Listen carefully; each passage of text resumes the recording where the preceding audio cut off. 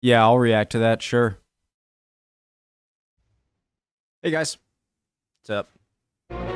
My name's Connor if you're new. Hope you guys are doing well. Mark Felton Productions video. Great channel. Original link to the video, top of the description if you haven't seen it yet or just want to check it out on your own. Up to you. The Winter War, 1939 to 1940. Let's get started. Yeah, I'll react to that, sure. Oh, you will? Wow, thanks, man. That was my other video, sorry. I'll react to that, sure. Salmahaya, the sniper. That's always... For 3 months I just can't get out of my mind. Like, when I think of Finland, Russia, I think of the sniper guy. from the winter of 1939 to 40. For 3 months from the winter of 1939 to 40, little Finland resisted the might of Russia and survived. No one thought Finland could have done so against the full military might of the Soviet war machine, but she surprised the world. The reason why Russia decided to conquer Finland was simple: security. The Soviet Union was very concerned at the security of Leningrad, its second city and an important naval base, only 20 miles from the Finnish border, and asked Finland to give up some of its territory to Russia in exchange for land elsewhere along the border. What prompted this request was... it'd be so much better for defense if you could, like, push the border of Russia up to here so that, like, you could have the bottleneck that they have to get through rather than already being able to get through. And obviously the opposite goes for Finland. If you are Finland, you very much want this area, obviously. Soviet nervous and elsewhere along the border. What prompted this request was Soviet nervousness at the expansion of Nazi Germany, which had recently conquered Poland, and which Stalin distrusted immensely. The fear was that Germany... Soviet nervousness at the expansion of Nazi Germany, which had recently conquered Poland, and which Stalin distrusted immensely. The fear was that Germany, operating in concert with Finland, to which it was close anyway, might launch an attack on the Soviet Union. The Russians wanted to push the Finnish border back in the Karelian Isthmus, making Leningrad more secure, and also demanded a long-term lease on the port of Hanko. The Finns flat out refused.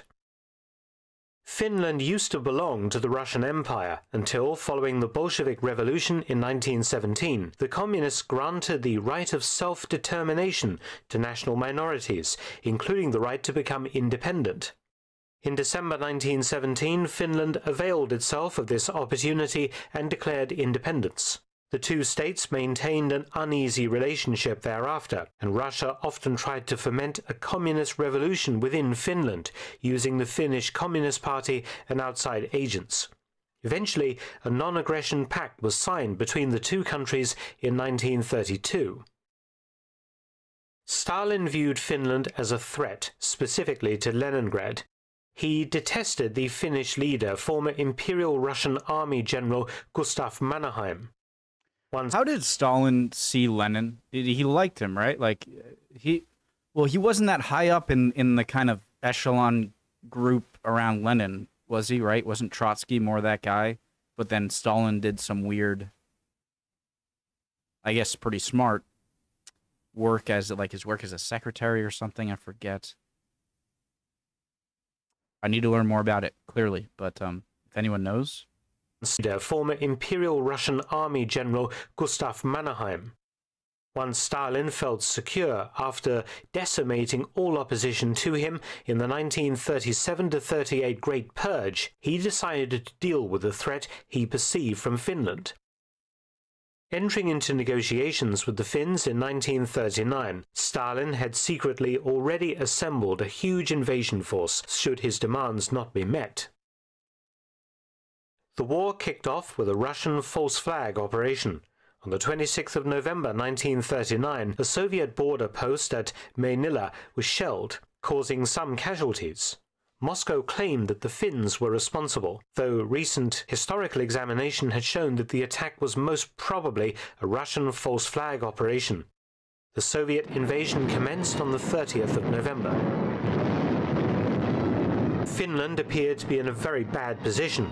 It only had a 100,000-strong army, dwarfed by the Russian invasion force that initially numbered over 400,000 men.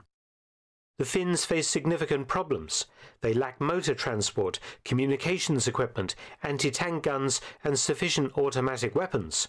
The country had no anti-aircraft guns whatsoever, and very few tanks.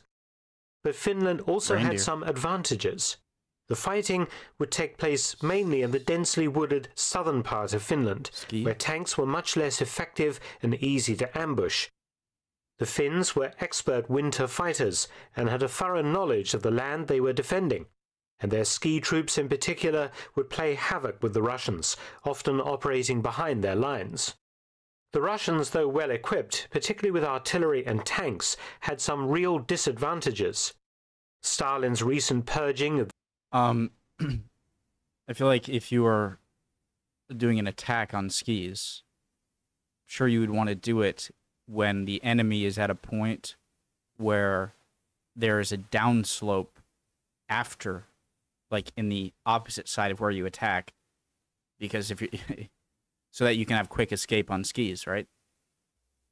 The Soviet had some real disadvantages. Stalin's recent purging of the Soviet officer corps had removed almost all of the most capable officers and would contribute significantly to the Red Army's poor performance in Finland. Another problem was the Red Army's reliability on poorly trained conscripts, whose morale and soldierly abilities were limited. All along the Finnish-Soviet border, Red Army divisions attacked.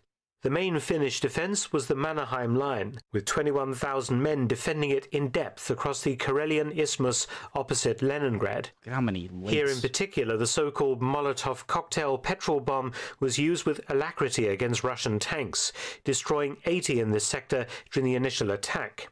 The Red Army made repeated frontal assaults against Finnish positions, supplemented by artillery and tanks, but sustained heavy casualties in the process. Some infantry units panicking and fleeing the field, indicative of the poor training of Russian conscripts. The Ladoga Karelian front, a wilderness area of forests and lakes under deep snow, favoured the Finns and resulted in the first Finnish victory. Central and northern Finland was also difficult for the Russians to operate in. There were hardly any roads. Here, 8 Red Army divisions attacked, trying to cut Finland in half. The Russians suffered badly with the intense cold, having inadequate winter equipment and clothing compared to the Finns. Finnish guerrillas also operated in the Russian rear areas, interfering with supply convoys and generally lowering Russian morale. On the Mannerheim Line, the fighting was more traditional. The Soviets managed some penetrations, but due to poor inter-branch cooperation in the Red Army, they couldn't exploit these breakthroughs effectively. Desperate Soviet commanders ordered more suicidal frontal assaults on prepared Finnish positions to try and burst through, but due to morale and supply issues, the troops often refused to participate.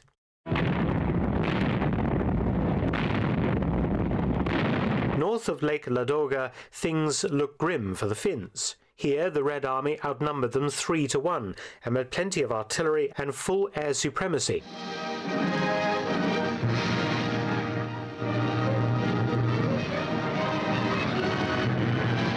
The Finns initially retreated, but then made a stand at Kola. It was here that sniper Simo Hoya earned his sobriquet the White. So I was right. I'm so glad I said that. I guess Simo Hoya because I'd seen your guys' answers in previous videos where I saw in this, and I'm just glad all right, I've learned. Death. It was here that sniper Simo Hoya earned his sobriquet the White Death, eventually credited with 500 kills. The Russians were outmaneuvered and often resorted to digging in and fighting a static war. I feel like getting 2 kills is good, right? Because I want to act like it's some sort of like video game KD ratio, but in the real life, if you die once, you're dead, you're gone, and to get 500 other people without dying yourself is incredible. Finnish and often resorted to digging in and fighting a static war. Finnish forces use raiding and ambushes to great effect, their white-clad ski troopers moving silently through the frozen countryside. In order to prevent the Russians from cutting Finland in two, the Finns put up a brilliant defense, the Suomussalmi region of lakes and wilderness forests. Two Soviet divisions attempted to advance through this area, but in a month-long battle, one Finnish division was able to break up the Russian units, destroying them one at a time. Here, the Soviets took 7,000 to 9,000 casualties against only 400 Finns killed and wounded. The Finns also captured huge quantities of Soviet weapons and supplies, which they would use themselves, including dozens of tanks, artillery guns, anti-tank weapons and rifles. In the Arctic, the Soviets attacked into Finnish Lapland. Almost permanent question, guys. Isn't Lapland also an area in Sweden? That's not my question. My question is, being that Finland is so full of lakes, and I'm not sure even in the coldest parts of winter when the lakes are really frozen, if a tank could go over a lake. Maybe it could. I mean, it's on treads rather than wheels, so it's more weight displacement. But do you think they would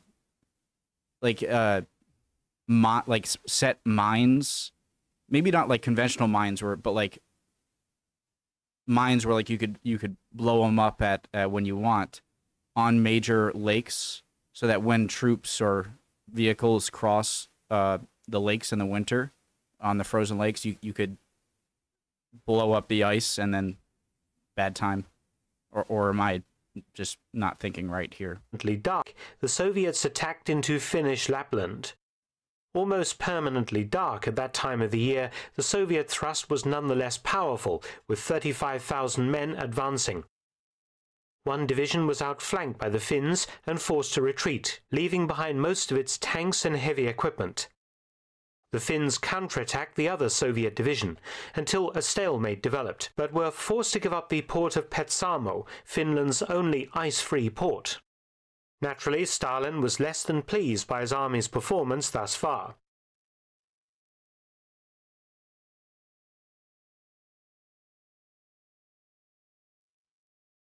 You're telling me the only ice-free port in Finland was on the Arctic and not on the Baltic?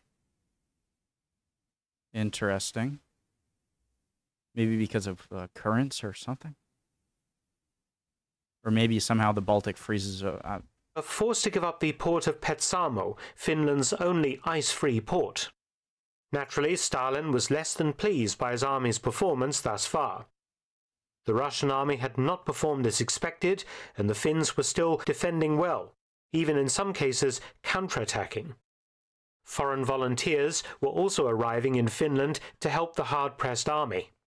Stalin ordered that the main focus would now be on the Karelian front opposite the Mannerheim line, in order to capture the territory Stalin had originally demanded the Finns hand over.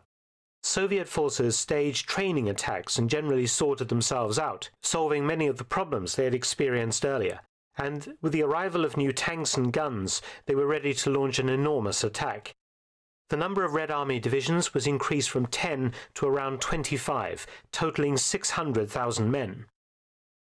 On the 1st of February 1940, the fresh Soviet assault commenced. In the first 24 hours of the operation, Russian artillery fired 300,000 shells at the Finnish defenders, who numbered some 150,000 troops. 2 shells per person.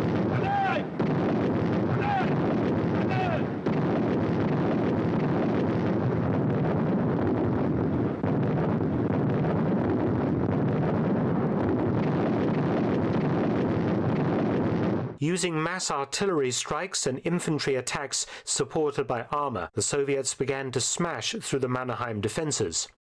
Things went so bad for the Finns that on the 15th of February 1940, Marshal Mannerheim ordered a general withdrawal to a fallback line. Although the Russians had begun to make progress against the exhausted Finns, the cost in men and material remained high. The entire operation had become an embarrassment to Stalin and the Soviet Union. If the war went on much longer, there was a fear in Moscow that the British and French might enter the conflict on Finland's side. Stalin also worried that once the spring thaw broke, his armoured forces would become bogged down in muddy forests, destroying the offensive's momentum. Secret negotiations in Sweden were opened to end the conflict. Germany was also pressuring for an end to the conflict, The Germans didn't want their supplies of iron ore from northern Sweden interfered with, particularly if the British and French got involved and the war spread to Sweden. Sweden was already fighting in Finland. Some Swedish infantry units and part of the Air Force had entered combat against the Russians. By the 9th of March 1940, with Stalin making a series of harsh demands, the Finnish position on the Karelian Isthmus was worsening. Finland was running out of arms and ammunition. The British and French had not entered the war, as many hoped they would. The Finnish government decided to accept the Soviet terms, while they still could. On the 12th of March, the Moscow Peace Treaty was signed. Finland agreed to cede to Russia a portion of Karelia, the entire Karelian Isthmus, and some land north of Lake Ladoga, and some islands, in total 9% of Finnish territory. This was more than the Soviets had originally demanded before. The British and French had not entered the war, as many hoped they would. The Finnish government decided to accept the Soviet terms, while they still could. On the 12th of March, the Moscow Peace Treaty was signed. Finland agreed to cede to Russia a portion of Karelia. I was not expecting such a big victory for Russia. The entire Karelian Isthmus, and some land north of Lake Ladoga, and some islands, in total 9% of Finnish territory. This was more than the Soviets had originally demanded before the war. So with this dire result, surely the Finnish campaign had been a waste of time. Well, not quite. There was a fear that if they had given in to Stalin's demands in 1939, he would simply have raised more and more demands later on, eventually, of course, leading to some kind of military conflict, perhaps with Finland in a weaker position. Giving in 1939 to Stalin would also have encouraged the Soviet secret police to continue their operations to foment revolution inside Finland itself, with the hope of creating some kind of Finnish Soviet Socialist Republic. The Finns felt that they had to fight, otherwise they might have disappeared as a nation. The war had cost the Finnish army 25,000 killed and 45,000 wounded, but the Russians had come off much worse, with between 126 and 168,000 dead or missing, and over 200,000 wounded or sick. The Finns had knocked out or captured over 3,000 Soviet tanks during operations. One of the important outcomes of the Winter War was the perceived weakness of the Red Army. Russia appeared to be a paper tiger, but they also have some practice. I feel like it's better to be shown as a paper tiger here than to not change things and then be shown as it later. I don't know. And this belief emboldened Hitler concerning his own plans of conquest in the East. Germany and Finland soon became allies. Okay, maybe not. Maybe he wouldn't have invaded. Oh, right. Conquest in the East. Germany and Finland soon became allies. Finland would fight the Soviets again following the German invasion of the USSR in June 1941, and managed to recover all of its territory lost in 1940. But in 1944, it once again faced Russian invasion, this time by a much better trained and led Red Army. Dumping its German ally, Finland quickly negotiated a peace settlement with Stalin that prevented it being overrun and occupied by the Soviet Union. I'm so surprised that the Soviets accepted that. It seemed like you're unstoppable at this point. And that doesn't make sense to me, why they would accept a peace, why the Soviets would accept anything else but total conquering of Finland. Interesting. Thanks for watching. Please subscribe and share, and also visit my audiobook channel, War Stories with Mark Felton. You can also help to support both of my channels at PayPal and Patreon. Details in the description box below. Great video. Love y'all. Hope you guys are all doing well. Hope you learned something or can teach me something down in the comments. See you guys next time. Bye.